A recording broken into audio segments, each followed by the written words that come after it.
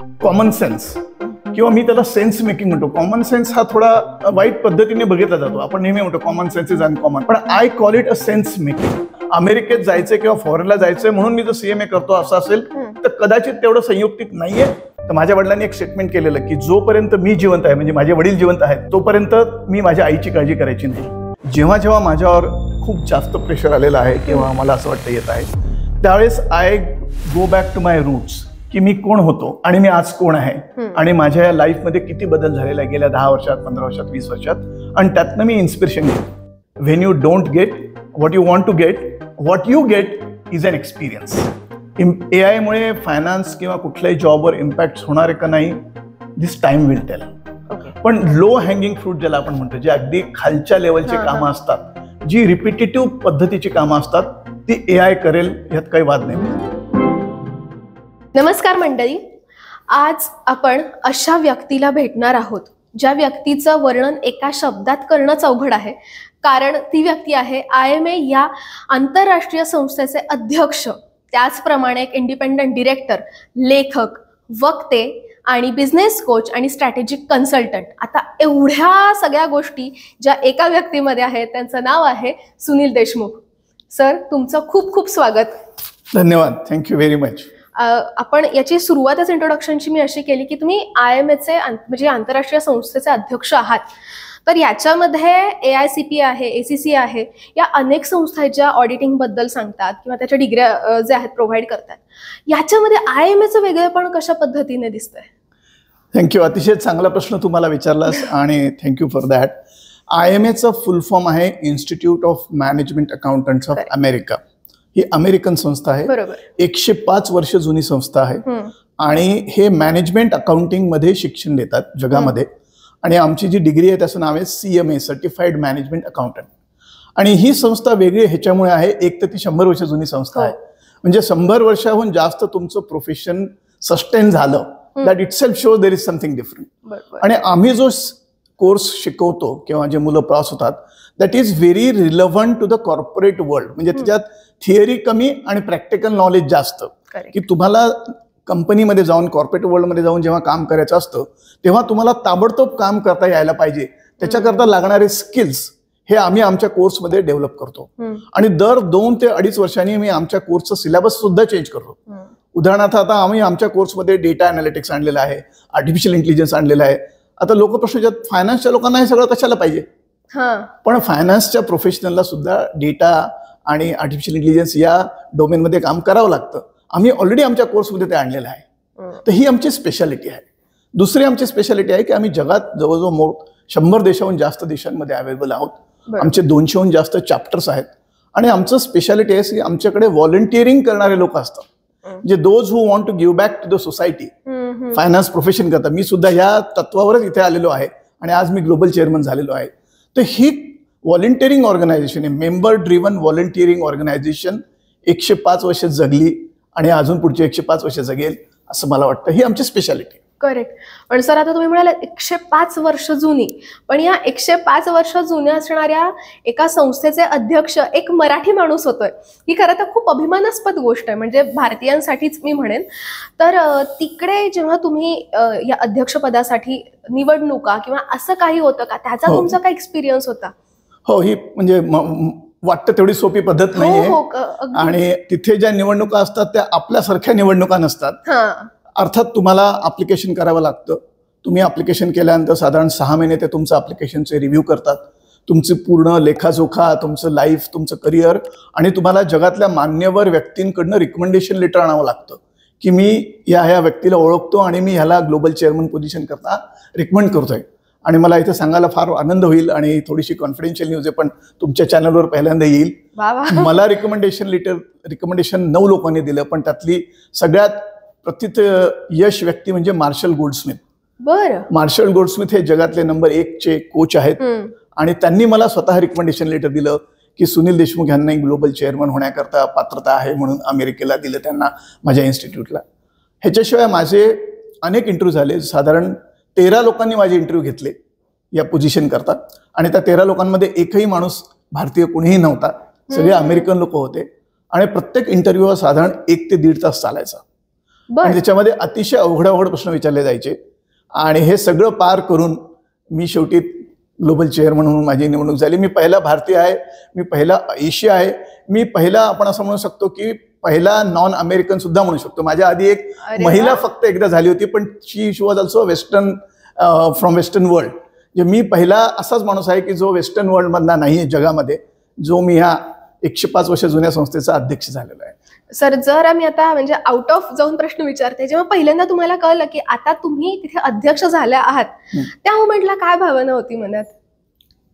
आता तुला सांगायला मजा येईल, 18 फेब्रुवारी म्हणजे आजचा दिवस, म्हणजे आजच्याच दिवशी गेल्या वर्षी मला ही बातमी कळाली होती. अरे वा. 17 फेब्रुवारीला त्यांची बोर्ड मीटिंग होती आणि त्या बोर्ड मीटिंगमध्ये त्यांनी ही निवडणूक जाहीर केली आणि 17 फेब्रुवारीला त्यांनी मला रात्री फोन केला. मी आपल्याकडे रात्रीचे 12 वाजले तुम्ही फोन उचलल्यानंतर 18 फेब्रुवारीला त्यांनी मला सांगितलं की असं असं झालेलं आहे आणि तुझी निवडणूक झाली आहे. झाल्यानंतर सगळ्यात पहिल्यांदा ऑब्व्हियसली सगळ्यात पहिल्यांदा रिॲक्शन माझी अशी होती की अरे बापरे, म्हणजे कसं असतं, with great responsibility comes lot of accountability also. तर आता आपण एवढं मोठं पोझिशन पद घेणार, हे कसं सांभाळणार, ही एक थोडीशी भीती असं म्हणू शकतो आपण. त्यानंतर ऑब्व्हियसली माझ्या मिसेसला मी सांगितलं, माझी मिसेस माझ्या जवळच होती त्या दिवशी, तिला मी सांगितलं. त्यानंतर त्यांचा असा नियम आहे की ही बातमी थोडे दिवस कॉन्फिडेन्शियल ठेवावी लागते.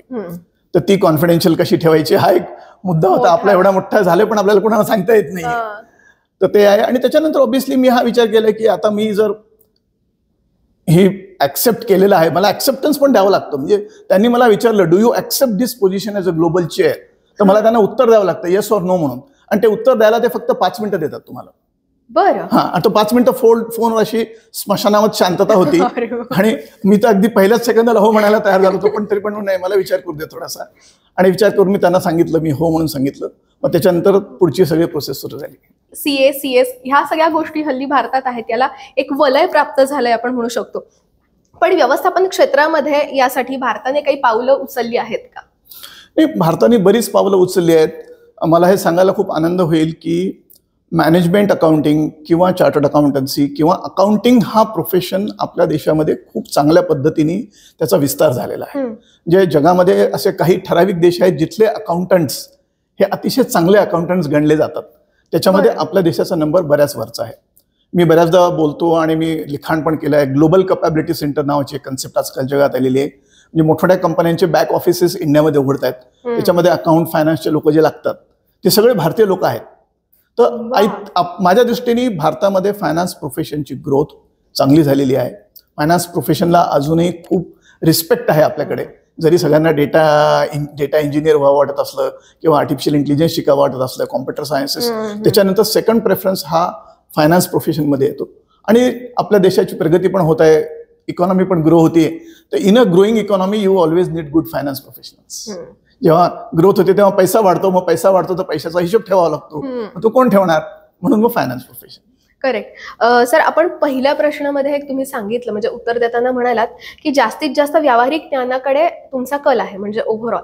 पण मग तुम्हाला हा कधीतरी फरक जाणवला आहे का की भारतामध्ये व्यावहारिक ज्ञान कशा पद्धतीने दिलं जातं किंवा US मध्ये कशा पद्धतीने दिलं जातं, याच्यामध्ये काही तफावत किंवा यात काही वेगळे पण जाणवतं का?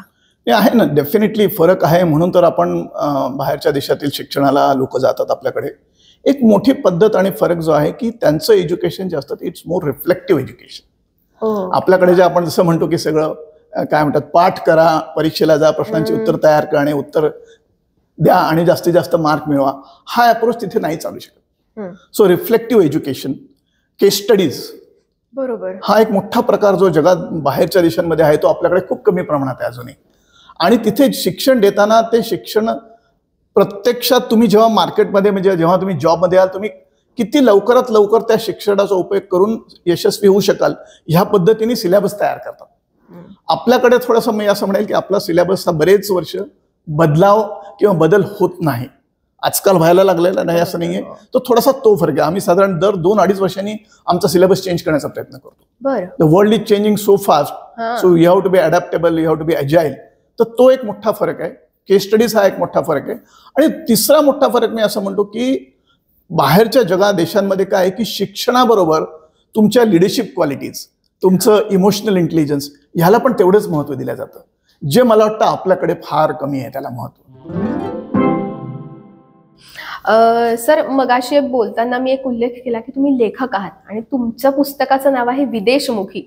जेव्हा मी ते पुस्तक हातात धरलं तेव्हा मी बघितलं विदेशमुखी. मला एक टायटल खरंच आवडलं. तर काय हेच नाव तुम्हाला ठेवावं असं वाटलं आणि काय पुस्तकामागची गोष्ट आहे असं आपण विचारू शकतो याच्याबद्दल? पुस्तकाचं टायटल हे नेहमी अट्रॅक्टिव्ह असलं पाहिजे हे आपल्याला सगळ्यांना माहिती आहे आणि मी थोडंफार ब्रँडिंग मार्केटिंग थोडंफार काम केलेलं आहे. त्याच्यामुळे अजून छान व्हावं. आणि मराठीमध्ये पुस्तक आहे. मला तसं मराठीत ओळखणारे लोक कम्पॅरेटिव्हली कमी असं म्हणू शकतो आपण, कारण मॅक्सिमम करिअर माझं बाहेरच झालेलं आहे. पण मराठीमध्ये पण अट्रॅक्टिव्ह काहीतरी करण्याकरता म्हणून आम्ही थोडं डिबेट केलं आमच्या काही मित्रांमध्ये आणि माझ्या एका मित्रांनी हे नाव सजेस्ट केलं. हे माझं स्वतःचं क्रिएशन नाही आहे, माझ्या मित्राचं क्रिएशन आहे. आणि ह्या नावामागची भूमिका अशी आहे किंवा तसं काय म्हणतात गुपित असं आहे की माझं मॅक्सिमम करिअर फॉरेन कंट्रीमध्ये झालं आणि अचिव्हमेंट सगळ्या बाहेरच्या देशात आहेत म्हणून विदेश. तर विदेशमुखी मधलं पहिले 3 अक्षर जी विदेश आहेत that represent I created what ever impact in foreign country, तो विदेश. आणि माझं आडनाव देशमुख आहे आणि हे पुस्तक मी स्वतः सांगितलेलं आहे किंवा मी स्वतः लिहिलेलं आहे. त्याच्यामुळे ते माझ्या तोंडातनं वधवून घेण्यात आलेलं आहे असं आपण म्हणू शकतो. म्हणून मुखी म्हणजे माझ्या तोंडातनं सांगण्यात आलेलं पुस्तक आणि म्हणून देशमुखी. तर असं ते विदेशमुखी असं त्याचं नाव देण्यात आलेलं आहे. सर मगाशी तुम्ही ब्रँडिंगचा उल्लेख केलात, मार्केटिंगचा उल्लेख केलात. असं कोणतं क्षेत्र आहे जिथे तुम्ही आता काम करायचं राहिलंय म्हणून? नाही, मला असं वाटतं एक तर तू पहिला एक प्रश्न विचारला ज्याचं मी उत्तर दिलं नाही की या पुस्तकाचं थीम काय किंवा काय आहे. आणि मला वाटतं असं हे क्षेत्र आहे की लेखक किंवा लेखन हे एरिया मी बऱ्यापैकी काम केलेलं आहे आधी नाही असं नाही, पण आता एक सर्जनशीलता त्याच्यात जी यायला पाहिजे असं म्हणतो ती आणण्याचा प्रयत्न मी करतोय. आणि या पुस्तकामागचं लॉजिक किंवा या पुस्तकामागचं इन्स्पिरेशन काय आहे ते मी तुला सांगतो की मी अतिशय छोट्याशा गावातनं, नांदेड हे माझं मूळ गाव आहे, तिथून मी आलो आणि नांदेडमधला मी पहिला सर्टिफाईड मॅनेजमेंट अकाउंटंट होतो. त्याच्यामुळे मला रिकग्निशन जे मिळालं माझ्या छोट्याशा गावामध्ये ते मी पहिला सर्टिफाईड मॅनेजमेंट अकाउंटंट म्हणून मिळालं. आणि नंतर माझं त्याच्या पुढचं पीक रिकग्निशन जे आहे ते आता IMAचा ग्लोबल चेअरमन. बरोबर. आणि IMA ही जगातली मॅनेजमेंट अकाउंट मधली सगळ्यात मोठी संस्था आहे. करेक्ट. तर ही जी जर्नी आहे माझी की नांदेडहून पहिला मॅनेजमेंट अकाउंटंट ते ग्लोबल मॅनेजमेंट अकाउंटिंग इन्स्टिट्यूटचा चेअरमन, ही जर्नी कशी झाली आणि ह्या पूर्ण प्रवासामध्ये मला किती अडचणी आल्या किंवा मला हे अचीव्ह करण्याकरता काय काय करावं लागलं, ह्या सगळ्याचं हे वर्णन आहे. It's a sort of life story और अ लाईफ जर्नी. पण मी याला आत्मवृत्त नक्कीच म्हणणार नाहीये, पण it is a worth reading for everyone those who want to create impact in the society and the world. खरंच आहे. म्हणजे तुमच्या बोलण्यातून हे जाणवलं आणि हा स्ट्रगलही जाणवतो की मराठवाड्यातून तुम्ही इथे आलात आणि नंतर पुढे US मध्ये एवढ्या मोठ्या पदावर आज कार्यरत आहात. सर या सगळ्या प्रवासामध्ये ना आपल्याला एखादी गोष्ट असते जी काहीतरी शिकवते. तुम्हाला या सगळ्या प्रवासामध्ये अशी कोणती गोष्ट आहे जी खूप भावली आणि ज्यातून तुम्ही खूप शिकलात आणि पुढे गेलात असं आपण म्हणू शकतो? नाही, बऱ्याच गोष्टी, एखादी गोष्ट नाहीये, बऱ्याच गोष्टी मी शिकलो. सगळ्यात मोठी गोष्ट मी जी शिकलो आणि त्याच्यावर मी एक वेगळं पुस्तक पण लिहिलेलं आहे किंवा पुस्तकात चॅप्टर लिहिलेलं आहे की कॉमन सेन्स किंवा मी त्याला सेन्स मेकिंग म्हणतो. कॉमन सेन्स हा थोडा वाईट पद्धतीने बघितला जातो. आपण नेहमी म्हणतो कॉमन सेन्स इज अनकॉमन, पण I call it a sense making. Common sense आणि सेन्स मेकिंग मध्ये फरक आहे, राईट? तर मी असं म्हणतो की तुम्ही जेव्हा कुठेही जगात जेव्हा जाता किंवा कामावर जाता, कंपनीत जाता, तुमच्या आजूबाजूला काय चाललंय हे तुम्ही शिकणं आणि त्यातनं बघून शिकणं याला सेन्स मेकिंग मी म्हणतो. आणि हे ज्याला जमतं तो माणूस पुढे जाऊ शकतो. अर्थात तुम्ही प्रयत्न करावा लागतो, आपोआप तर काहीच होत नाही. हा एक मुद्दा आहे. दुसरा गोष्ट की तुम्हाला सतत आपला what got you here won't get you there अशी एक म्हण आहे मार्शल गोल्डस्मिथची. आज तुम्ही जिथे आहात, म्हणजे आज मी समजा मी IIT झालोय किंवा मी ICAA झालोय किंवा मी कंपनी सेक्रेटरी झालोय, पण हे मी 20 वर्षापूर्वी झालो होतो. आज जर मला सक्सेसफुल व्हायचं असेल तर मला आज काहीतरी दरवेळेस नवीन शिकायला पाहिजे. तर कंटिन्युअस एज्युकेशन. आणि मी जेव्हा एज्युकेशन म्हणतो तेव्हा I call it as a skill development. की आज डेटा अनालिटिक्स समजा मला डेटा अनालिटिक्समध्ये कोर्स करता येईल का, किंवा आज सस्टेनेबिलिटी हा नवीन टॉपिक आलेला आहे, किंवा आज सायबर सिक्युरिटी हा नवीन टॉपिक आलेला आहे, मला याच्यात नॉलेज आहे का?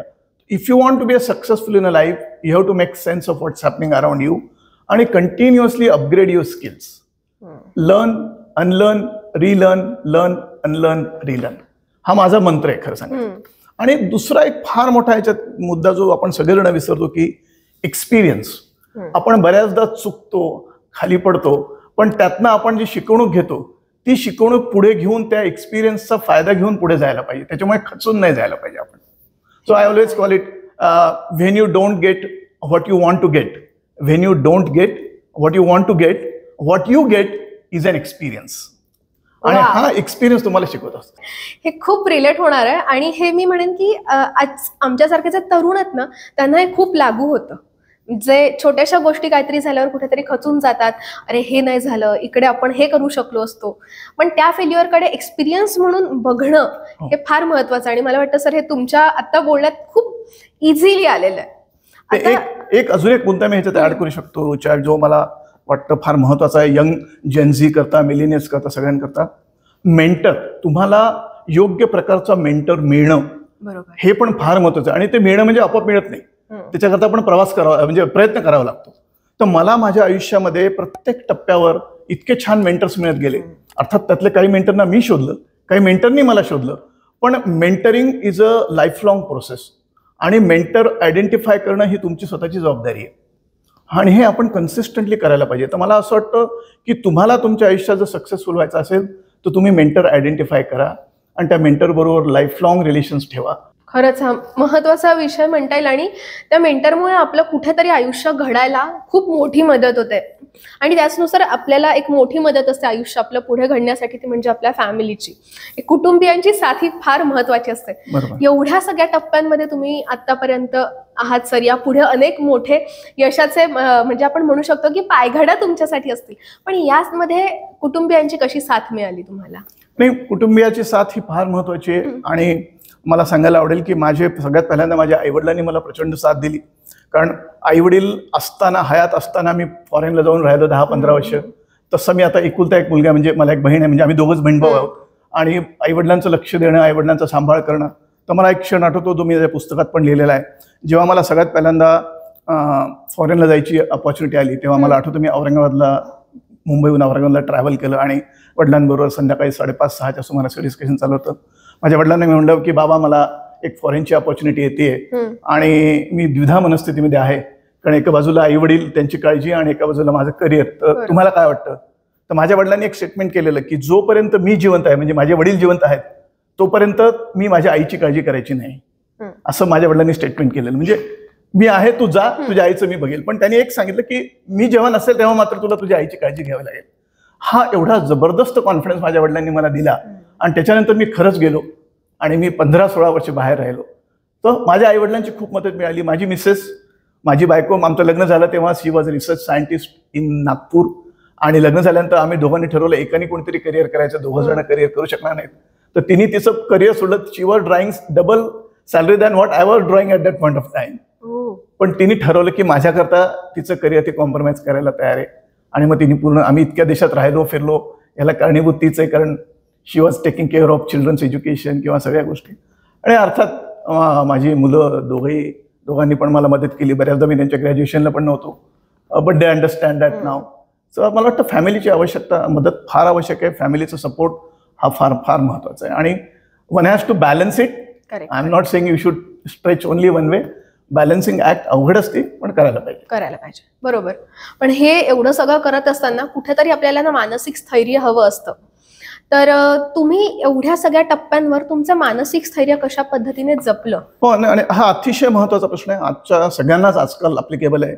मी 2 पद्धतीने याला हँडल केलं की जेव्हा जेव्हा माझ्यावर खूप जास्त प्रेशर आलेलं आहे किंवा मला असं वाटतं येत आहे, त्यावेळेस I go back to my roots, की मी कोण होतो आणि मी आज कोण आहे आणि माझ्या या लाईफमध्ये किती बदल झालेला आहे गेल्या 10 वर्षात, 15 वर्षात, 20 वर्षात. आणि त्यातनं मी इन्स्पिरेशन घेतो आणि ते इन्स्पिरेशन कंटिन्युअस मला अजूनही येतं. म्हणजे माझ्या पुस्तकात मला सगळं उलगडायचं नाही, माझ्या पुस्तकात काय लिहिले, पण माझ्या वाचकांनी वाचावं ते की मी काय लिहिले, त्याचे स्पेसिफिक कारणं पण मी दिलेली आहेत. पण going back to your roots and getting inspiration from that roots, हा एक आपली मेंटल हेल्थ किंवा आपलं स्ट्रेस लेवल मॅनेज करण्याचा एक प्रकार आहे. दुसरा प्रकार म्हणजे तुम्हाला हे माहिती पाहिजे की मी काय केल्यानं मी मोटिवेट होतो. आपला सगळ्यांचा प्रॉब्लेम हा आहे की आपल्याला आपलं मोटिवेशन माहितीच नसतं. आपण 10वीला असतो तेव्हा आपल्याला वाटतं मला 80% मार्क मिळाले म्हणजे मी खूप चांगला स्टुडंट झालो, मग ते मोटिवेशन. पण 12वीला इंजिनिअरिंग, आपलं मोटिवेशन हे बदलत असतं. तुमचं मोटिवेशन काय आहे हे तुम्ही शोधा.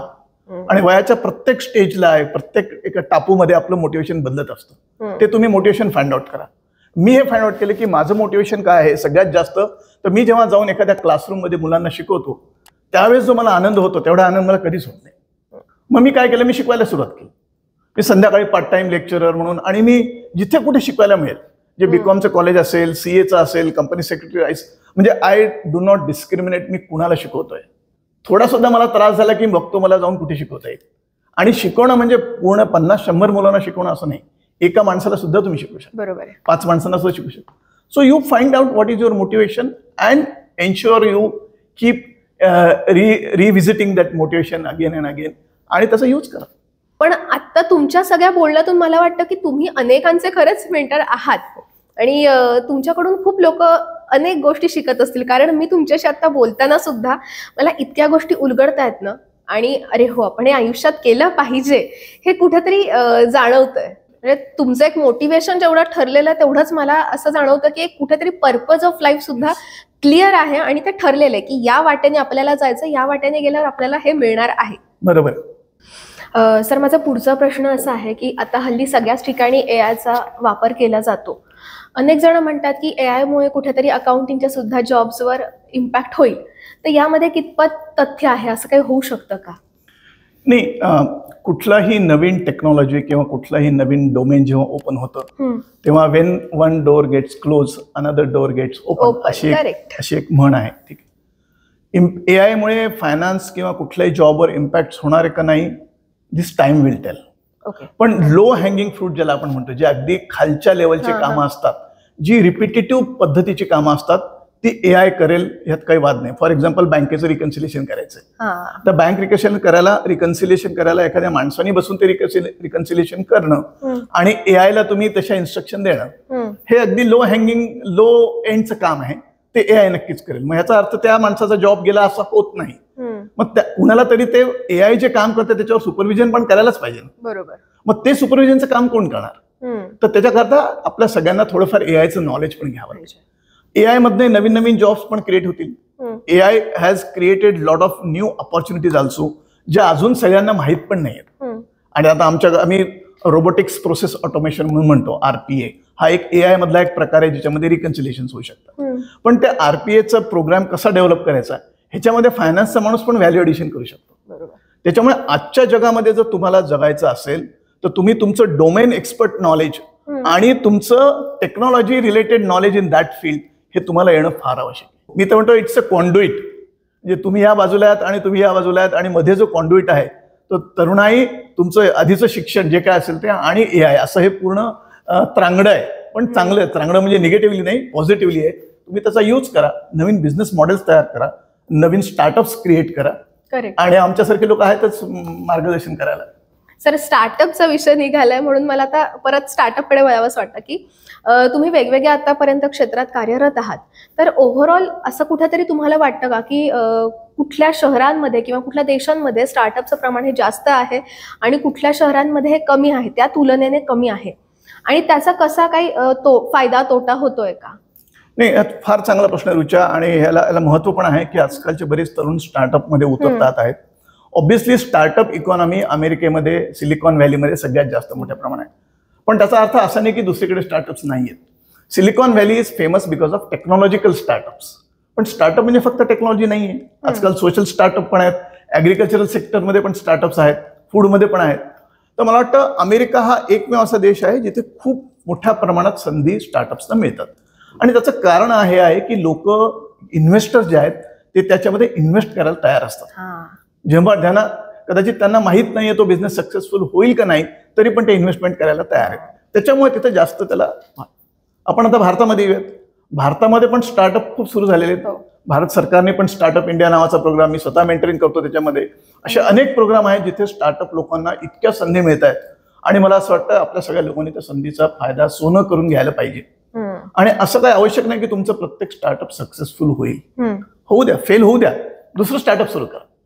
पण तुम्ही जर एंटरप्रेन्योरशिप मध्ये गेलात तर तुम्ही नोकरी करणं म्हणजे तुम्ही दुसऱ्या कुणाकरता तरी नोकरी करणार आहेत. पण तुम्ही स्वतःचा जेव्हा बिझनेस सुरू करणार आहे तेव्हा तुम्ही दुसऱ्या लोकांना नोकरी देणार आहात. हा जो मोठा फरक आहे तो फरक तुम्ही ॲज अ स्टार्टअप फाउंडर किंवा ॲज अ एंटरप्रेन्योर करू शकता. आणि त्यातनं जो आनंद तुम्हाला मिळेल तो वेगळ्या प्रकारचा आहे. Startup is a continuous process. वेळ लागू शकतो. तयार राहा. टेक्नॉलॉजिकल ॲडव्हान्समेंट यूज करण्याचा प्रयत्न करा. पण असं नाहीये की दुसरे कुठले स्टार्टअप सक्सेसफुल होत नाहीयेत. आपल्या पुण्यामध्ये सुद्धा असे स्टार्टअप आहेत जे सोशल सेक्टरमध्ये अतिशय सक्सेसफुल आहेत. बरोबर. जे लोक इव्हन लोणचं किंवा चटण्या याचं बनवण्याचं स्टार्टअप करून सुद्धा त्यातनं सुद्धा मोठा बिझनेस करतात. करेक्ट. थिंक ओपनली आणि create your on startups, create jobs for others and be happy. Actually आता सर तुम्ही जे बोलत आहात तुमच्या बोलण्यामध्ये एंटरप्रेन्योर हा शब्द आला. मला स्वतःला हा एक प्रश्न नेहमी पडतो, what is the difference between entrepreneur आणि बिझनेसमॅन? एंटरप्रेन्योर म्हणजे बेसिकली जो माणूस रिस्क घेतो त्याला एंटरप्रेन्योर म्हणणं सगळ्यात योग्य आहे किंवा संयुक्तिक आहे आपल्या मराठीमध्ये. जो माणूस रिस्क घेत नाही तो एंटरप्रेन्योर होऊ शकत नाही. बरोबर. बिझनेसमॅन रिस्क घेतो, पण रिस्क घेण्याची कॅपॅसिटी ही एंटरप्रेन्योरपेक्षा खूप कमी असते. बिझनेसमन हा आहे तोच बिझनेस वाढवण्याचा प्रयत्न करत असतो, नवीन काही क्रिएट करत नसतो. Whereas entrepreneur create something new which was not in existence. So ह्याच्यामध्ये जो आपण क्रिएटिव्हिटी, इनोव्हेशन हा जो ऍस्पेक्ट आहे तो एंटरप्रेन्योरशिपमध्ये जास्त आहे, बिझनेसमध्ये तो नाही आहे. आणि एंटरप्रेन्योरची सक्सेस किंवा growth will happen much faster than a businessman success. हा पण एक मोठा प्रश्न. पण फेल्युअरचं पण असंच आहे. जर एखादं स्टार्टअप फेल व्हायचं असेल तर ते फेल पण होऊ शकतं. बिझनेसमॅनचं कसं आहे, ती आपली टक टक टक टक टक टक गाडी चालू राहणार आहे. पण entrepreneurship either he will grow and become very big or he will fail and shut down. पण एंटरप्रेन्योरशिप ही एक कला आहे असं मला वाटतं. बरेच बिझनेसमन आपल्या आईवडिलांचे बिझनेस चालू करतात किंवा सक्सेशन प्लॅनिंग मध्ये चालतात. पण entrepreneur are normally newly born किंवा they are fresh in that business. तर हा फरक आहे एंटरप्रेन्योरशिप आणि बिझनेस. माझ्यासारखे अनेक जण असतील किंवा आज जे शिक्षण घेत आहेत असे सुद्धा असतील की ज्यांना वाटतं की आपण CMA करू शकतो का, आणि समजा CMA केलं तर आउट ऑफ इंडिया मला तेवढे जॉब्स म्हणा किंवा तेवढे सोर्सेस काही अवेलेबल आहेत का? तर CMA म्हणजे सर्टिफाईड मॅनेजमेंट अकाउंटंट. आपण IMA USA certified management accounting ह्या कोर्सबद्दल बोलतो आहोत. कोणीही CMA करू शकतं. तुम्हाला मिनिमम ग्रॅज्युएशन असणं आवश्यक आहे कुठल्याही फॅकल्टीमध्ये. BCom, BSc, BA कोणी करू शकतं. तुम्ही ऑनलाईन पद्धतीने सुद्धा हा कोर्स करू शकता. त्याचे कोर्स प्रोव्हायडर असतात. भारतामध्ये पण बरेच कोर्स प्रोव्हायडर आहेत, पुण्यात पण आहेत. तुम्ही तिथे जाऊन रजिस्टर करायचं आणि तो तुमचा कोर्स सुरू होतो. बऱ्याच कॉलेजेस पण युनिव्हर्सिटीजमध्ये आम्ही BCom बरोबर CMA सुरू केलेले. बरं. म्हणजे तुम्ही BCom शिकता शिकता तुम्ही CMA मध्ये शिकवले जाणारे विषय BCom मध्ये तुम्हाला शिकवले जातात. तर तुमचा बाय डिफॉल्ट अभ्यास होतो. तुम्ही BCom ची परीक्षा पण द्या आणि CMA ची परीक्षा पण द्या. असं BCom विथ CMA करणारे सुद्धा मुलं पुण्यामध्ये आहेत, आपल्या बेंगलोरमध्ये आहेत, चेन्नईमध्ये आहेत, सगळीकडे आहेत. तर कोणी पण करू शकतं. म्हणजे CMA हे कोणी होऊ शकतं. आता CMA झाल्यानंतर तुम्हाला जॉब ऑपॉर्च्युनिटीजचा जो प्रश्न आहे तो आज यक्ष प्रश्न आहे, सगळ्यांनाच आहे. म्हणजे कुठल्याही कोर्सेस नाही. आमचं असं बघणं आहे की आम्ही CMA केलेले 70% लोकांना जॉब ताबडतोब मिळतं. 70% लोकांना. हे प्रमाण 70% म्हणजे खूप जास्त आहे बाकीच्यापेक्षा. आता हे जॉब कुठे मिळतात? ते जनरली मल्टीनॅशनल कंपन्यांमध्ये मिळतात. जसं मी म्हटलं सुरुवातीला, ग्लोबल कॅपॅबिलिटी सेंटर्स किंवा मल्टीनॅशनल कंपन्या भारतामध्ये खूप येतात. भारतामध्ये फॉरेन इन्व्हेस्टमेंट खूप येते, अमेरिकन इन्व्हेस्टमेंट येते. मग ह्या सगळ्या कंपन्यांना क्वालिफाईड मॅनेजमेंट अकाउंटिंग लोक लागतात. मग ते आमच्याकडे येतात आणि आम्हाला विचारतात तुमच्याकडे क्वालिफाईड लोक असतील तर आम्हाला द्या. किंवा बँका, फायनान्शियल इन्स्टिट्यूशन्स, इन्शुरन्स कंपनीज, हे सगळे लोक आमच्याकडे येतात. टेक्नॉलॉजी कंपनीज, आणि यांना इंडियात सुद्धा जॉब मिळतात. आता तुम्हाला CMA करून फॉरेनला जायला जॉब मिळेल का नाही हा तेवढाच प्रॉब्लेमॅटिक एरिया आहे जेवढा IIM मधनं MBA केल्यावर आहे किंवा अजून काही केलं. कारण तुम्हाला फॉरेनमध्ये जॉब मिळणं हे तुमच्या स्वतःच्या एबिलिटीवर जास्त अवलंबून असतं. CMA being an American qualification will help you. It will give you a little bit more brownie points or 5 mark तुम्हाला जास्त मिळतील. पण ह्याचा अर्थ तुम्हाला गॅरंटीड अमेरिकेत जॉब मिळेल का नाही हे कोणीच सांगू शकत नाही. त्याच्यामुळे मला असं वाटतं की तुम्ही फक्त मला अमेरिकेत जायचंय किंवा फॉरेनला जायचंय म्हणून मी जर CMA करतो असं असेल तर कदाचित तेवढं संयुक्तिक नाहीये. पण तुम्हाला मल्टीनॅशनल एन्व्हायरमेंटमध्ये काम करायचंय, ग्लोबल कंपन्यांमध्ये काम करायचंय, फॉरेनहून इंडियात आलेल्या कंपन्यांमध्ये काम करायचंय आणि मग मला ऑपॉर्च्युनिटी मिळवायची बाहेर जाण्याची, तर CMA करणं जास्त योग्य. आणि दुसरा सुद्धा कुठलाही कोर्स तुम्ही करा तिथे पण हेच ऍप्लिकेबल आहे. म्हणजे त्याच्याबद्दल सुद्धा एक पूरक गोष्टी असणं त्याला महत्वाचं आहे असं म्हणू शकतो. सर तुमच्याशी आज बोलताना मला अनेक गोष्टींचा उलगडा झालाय. म्हणजे अनेक गोष्टी मला छान शिकायला मिळाल्यात असं मी म्हणेन. आणि खूप छान वाटलं, मजा आली. आणि मजेपेक्षा मला वाटतं एक कुठेतरी ना खूप नॉलेजेबल असं हा पॉडकास्ट होता. आणि जेवढं मला आज नॉलेजेबल वाटतं तेवढं मला वाटतं आपल्या प्रेक्षकांना सुद्धा नक्कीच वाटेल. त्यामुळे या पॉडकास्टला अगदी भरघोस प्रतिसाद मिळेल याच्यामध्ये काही शंका नाही. आणि तुम्हाला सगळ्या प्रेक्षकांना मी हे सुद्धा सांगेन सांगेन की अर्थात आमच्या न्यूज इंटरप्रिटेशन या चॅनलला लाईक करा, सबस्क्राईब करा आणि शेअर करा आणि असेच पुढचे पॉडकास्ट बघत राहा. आणि सर, तुमचे मनापासून आभार. धन्यवाद रुचा, थँक्यू व्हेरी मच. मला पण तेवढीच मजा आली जेवढी तुला मजा आली, आणि मला मराठीत बोलायला एवढा वेळ मिळालं याचा पण फार मोठा आनंद आहे. थँक्यू.